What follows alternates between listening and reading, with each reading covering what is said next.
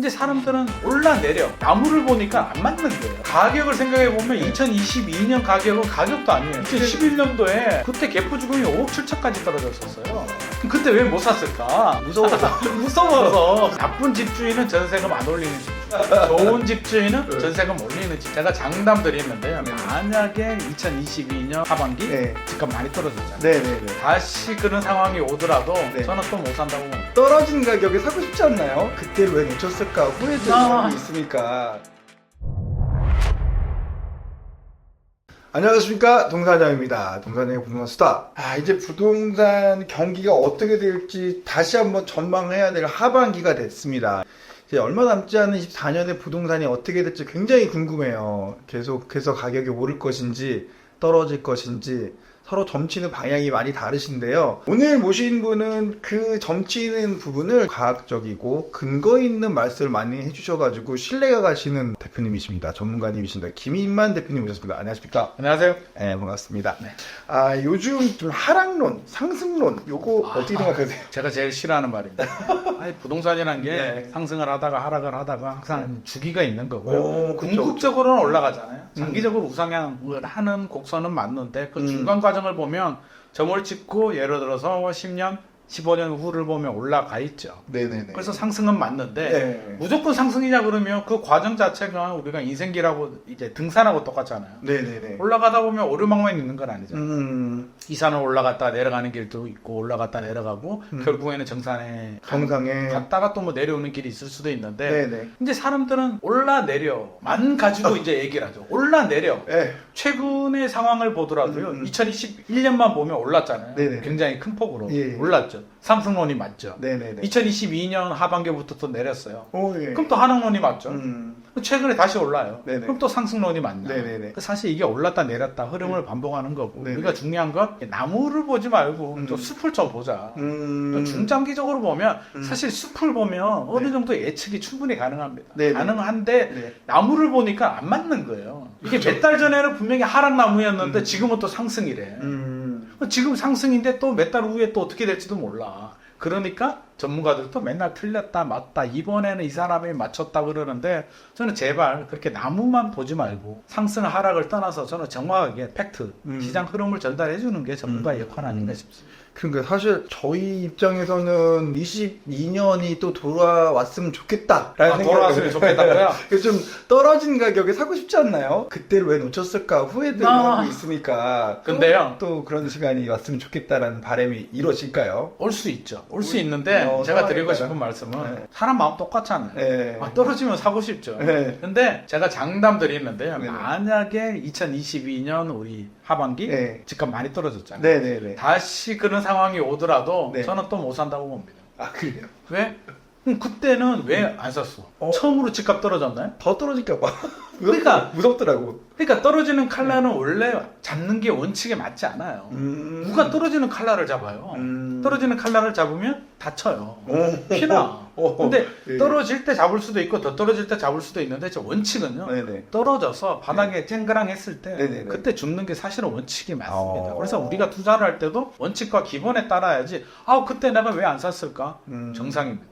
그러면 거슬러 올라가면 우리 2011년? 2012년? 그때는 왜 안 샀을까? 그땐 좀 공포가 더 심했던 것 같아요. 더 심했죠. 더 무서웠었대요. 가격을 생각해보면 2022년 가격은 가격도 아니에요. 2011년도에 개포주공 지금이 이제 35억씩 막 하잖아요. 그때 개포주공이 5억 7천까지 떨어졌었어요. 그때 왜 못 샀을까? 무서워서. 그러니까 그때는 잠실주공 5단지도 8억 7천 했었거든요. 음마아파트가 8억인가 9억에 있었어요. 왜 못 샀을까? 억울해하지 말고 다시 타임머신을 타고 돌아가더라도 저는 못 산다. 그때 사신 분들은 어떤 분들이냐면요. 딱 두 그루였어요. 아무것도 모르는 사람들. 부동산을 몰라. 미국에 사시고 있는데 한국 부동산을 몰라. 미국이 그때 글로벌 금융위기 와서 막 떨어질 때니까 그냥 산 거예요. 한국을 모르니까. 미국은 막 폭락하니까 고양이 하나 사두자. 그렇게 사신 분들. 두 번째는 진짜 간이 배밖에 나와가지고 그냥 필요하니까. 실제로 그런 분도 계셨어요. 자녀가 서울대 입학을 했어요. 해외에 계시는 분이. 자녀가 이제 다녀야 되잖아요. 서울대 다니려다 보니까 서울대 입구역이 있네? 지하철 2호선. 예. 지하철 2호선에 집이 아파트가 뭐가 있어? 없어요. 별로. 서초구하고 강남구는 좀 비싸. 송파구 잠실? 여기 괜찮네. 이거 얼마예요? 그때 그게 8억 몇천 했었거든요. 근데 이거 삽시다. 그냥 그렇게 사는 거예요. 근데 한국 사람들은 이게 폭락해가지고 이게 뭐 13억, 14억 하던 게 8억까지 떨어지고 난리가 난 거예요. 그럼 8억대 수준에 있는 그 당시 아파트를 산 사람들이 땡 잡은 거네요, 그죠? 결과적으로는 땡 잡았는데 네. 다시 돌아가도 못 산다. 그런 마음 그냥 필요하고 지금도 마찬가지예요. 저는 실수요자들이 지금 막 질문도 하잖아요. 네네. 선생님 집 사야 돼요? 말아야 돼요? 그러면 저는 항상 물어봅니다. 필요하세요? 첫 번째. 자금이 되세요? 자금이 되고 필요하면 사세요. 무주택자가 무슨 고민을 해요? 고민한다? 그래서 집값 떨어지면 살 수 있을 것 같아요? 집값 떨어지면 더 못 사요. 그렇게 생각하면 2022년에는 왜 안 샀는데? 그러니까 사람 마음이라는 게 떨어지는 칼날은 원래 잡기가 어렵다. 다시 리바이벌이 돼도 저는 못 산다. 항상 필요한 사람들이 사는 게 정답이더라고요. 선생님 그런데 샀다가 떨어지면 어떡하죠? 떨어지면 어떡해? 그분 예를 들면 우리 애가 서울대 가가지고 지하철 2호선 라인에 L스를 샀는데 집값이 떨어진다? 우리 애가 학교 잘 다니고 있잖아요. 무슨 상관이 있어? 내 돈으로 내가 능력껏 샀는데 우리 애가 졸업할 때 되면 또 올라가 있겠지. 우리 애가 졸업해도 안 올라가? 우리 애 신혼집으로 가면 되지. 그런 마인드라면 결국에는 올라가잖아요. 왜 그렇게 장기적으로 우상향한다라고 제가 자신 있게 말씀을 드리냐면 물론 지역에 따라서 편차는 있겠으나 우리 인플레이션? 물가가 올라가잖아요. 물가가 올라가면 화폐 가치가 떨어집니다. 네네. 아니라고요? 저는 그럼 그렇게 말씀하십니다. 당신들 월급 올라가는 거는 정상이고 물가 올라가는 건 정상이 아니냐. 월급 많이 안 올라요, 대표님. 주로 10년 전하고 비교해 보세요. 10년 전보다는 올랐죠. 그 짜장면값 짜장면값, 차값 이런 거 다 올랐는데 월급만 안 올라요. 본인들이 안 올랐다고 생각을 하는 겁니다. 아, 그래요? 저도 대기업 다녔거든요. 네네네. 제가 95년, 96년 정도 입사를 했는데 그때 연봉이 대기업임에도 불구하고 제 기업으로 한 달에 100만 원? 100만 안 받은 것 같아요. 요즘 신입사원들 얼마 받아요? 네. 3배, 4배 올랐잖아요. 그쵸. 생일 때 패밀리 레스토랑 가면 깜짝 놀라거든요. 이거 먹은 거 가치가 안 돼요. 그러니까요. 뭐 20몇만 원. 네. 카드 할인 했대. 네네.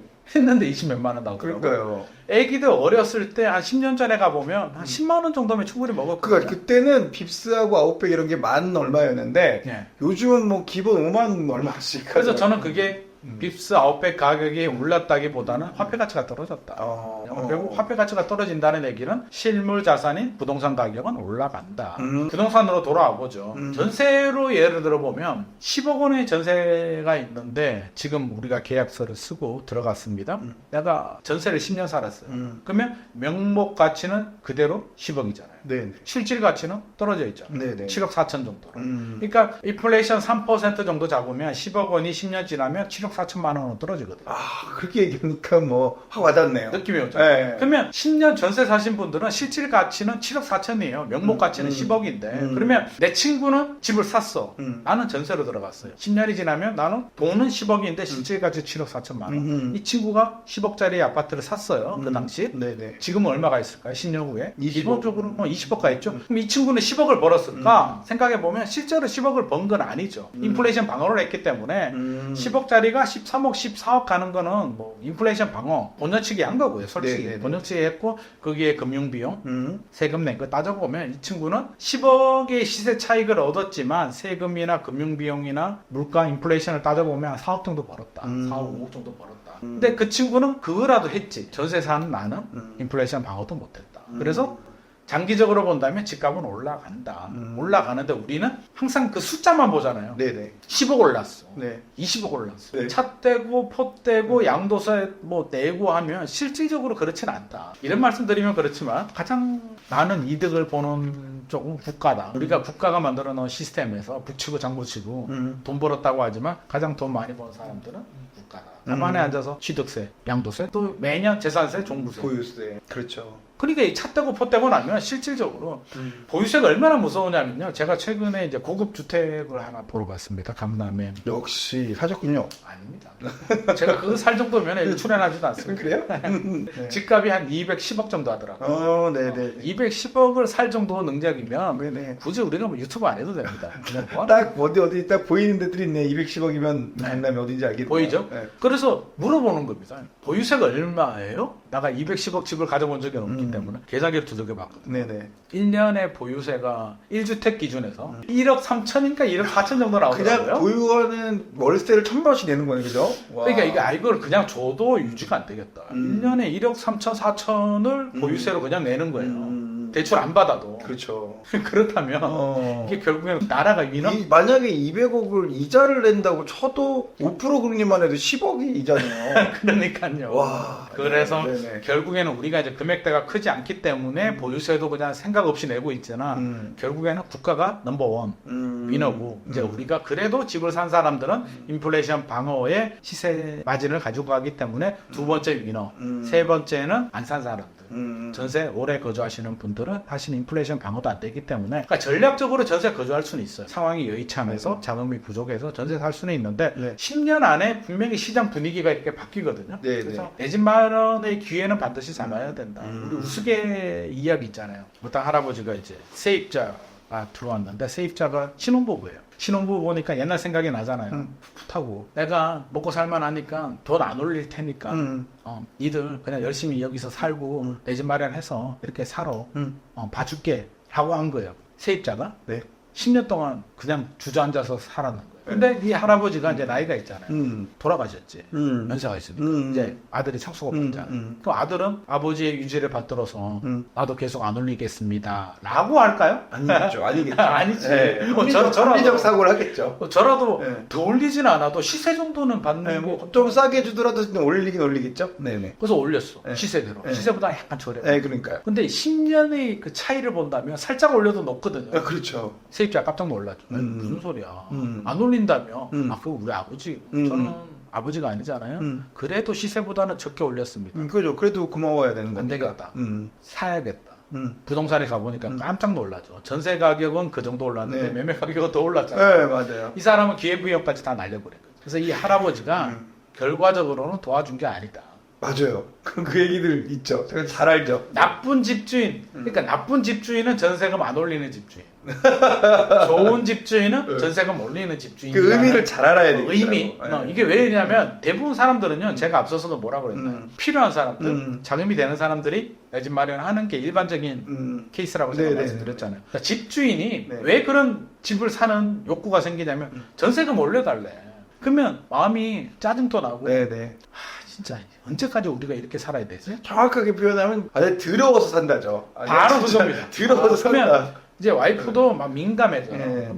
우리 더러워서 그냥 사자. 그냥 대출 좀 받아서 사. 그냥 그렇게 해서 사는 분들이 일반적이에요. 근데 집주인이 안 올리고 굉장히 잘해주게 되면 안주하게 되면서 타이밍을 놓치기 때문에 좀 속상하고 더럽고 안 이꼽지만 그럴 때 구매 욕구가 생기면서 내 집 마련을 할 수 있는. 그게 아니면 사실 우리가 가만히 있는데요. 굉장히 편하게 안락하게 평안함을 추구하고 있는데 갑자기 집 사자? 어떤 변화를 주자. 이게 생각처럼 쉽지 않습니다. 그래서 오히려 그런 집주인한테 역설적으로 본다면 감사해야 될 일이 아닐까. 그러니까 사실 그런 부분을 깊게 이렇게 얘기해 줄 수 있는 분을 많이 만나지 못했는데요. 이 굵직한 부동산의 우상향에 대한 어떤 이 정의를 내려주시는데도 그 삶의 어떤 여러 가지 에피소드를 갖고 얘기해 주시니까 너무 재밌네요. 그렇죠. 말씀하시는 부분이 쏙쏙 이해가 가요. 현재 시점에 지금 부동산 시장이 어떤지 요즘 시장 상황에 대해서 좀 여쭤볼 수 있을까요?